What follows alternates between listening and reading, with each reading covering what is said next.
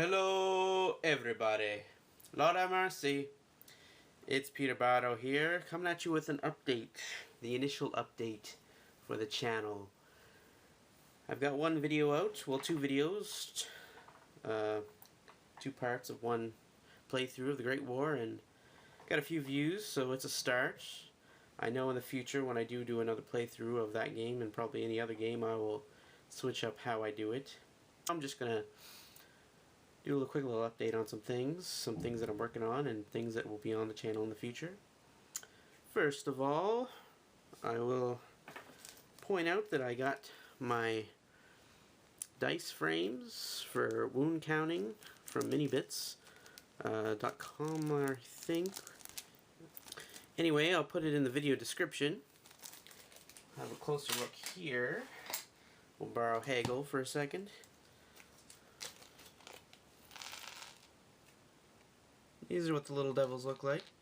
Tiny 5mm dice, although you can get different sizes, and little wooden frames, which they fit into quite nicely, although some are more looser or tighter than others, but none that are unusable by any means.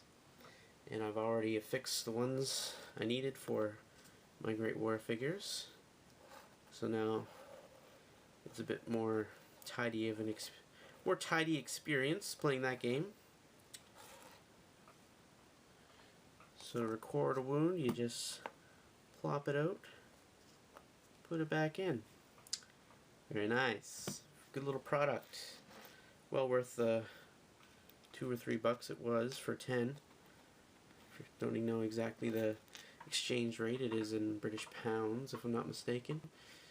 I would also like to mention that the idea, well, not necessarily the idea for basing my Great War miniatures, because I had thoughts of doing that beforehand, but the idea of doing it this way I got from a blog called Tim's Tanks, and that's where I seen he did basically the same thing that I've done here, the painting and basing them on these size frame bases and using these dice frames, which I learned about from his blog. So I would like to give due credit to his efforts for inspiring my own.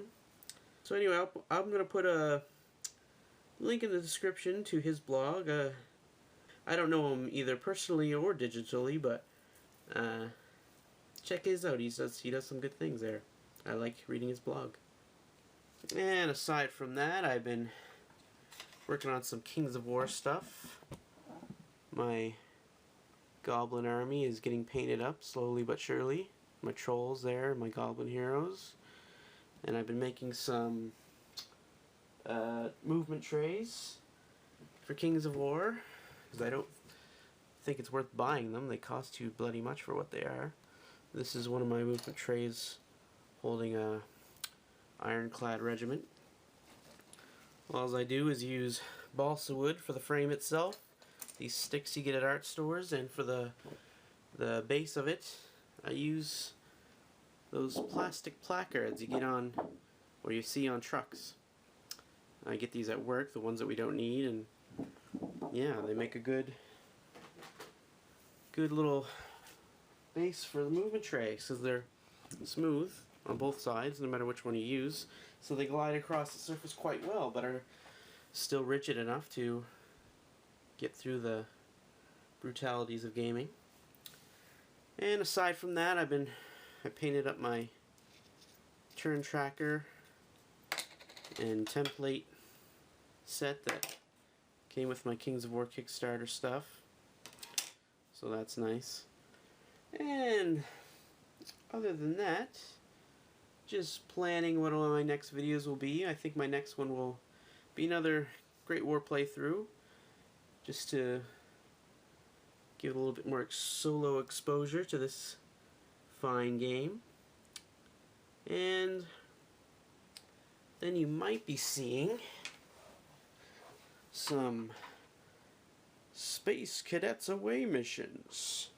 This is the exclusive Kickstarter book with new scenarios. I think I'll probably pick one from here to do a couple playthroughs. I've already painted my figures that came with that. They look quite awesome. Not to brag, but they just look good. I can almost not play a board game featuring miniatures without painting them now because it just pales in comparison when you just play with unpainted raw minis. So yeah, those will be the next two things I'll be working on, I'm sure. But there's a few other things in the pipeline. We'll just see what happens.